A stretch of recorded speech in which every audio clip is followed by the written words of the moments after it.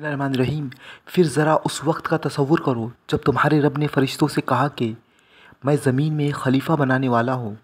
उन्होंने अर्ज़ किया, क्या आप ज़मीन में किसी ऐसे को मुकर्रर करने वाले हैं जो इसके इंतज़ाम को बिगाड़ देगा और खुरेज़िया करेगा, आपकी हम्द व सना के साथ तशबीह और आपके लिए तक़दीस तो हम कर ही रहे हैं। फरमाया, मैं जानता हूँ जो कुछ तुम नहीं जानते। इसके बाद अल्लाह ने आदम को सारी चीज़ों के नाम सिखाए, फिर उन्हें फ़रिश्तों के सामने पेश किया और फरमाया, अगर तुम्हारा ख़याल सही है कि किसी खलीफा के तक़र्रुर से इंतज़ाम बिगड़ जाएगा तो ज़रा इन चीज़ों के नाम बताओ। उन्होंने अर्ज़ किया, नुक्स से पाक तो आप ही की ज़ात है, हम तो बस इतना ही इल्म रखते हैं जितना आपने हमको दे दिया है। हकीकत में सब कुछ जानने वाला और समझने वाला आपके सिवा कोई नहीं। फिर अल्लाह ने आदम से भी कहा, तुम इन्हें इन चीज़ों के नाम बताओ।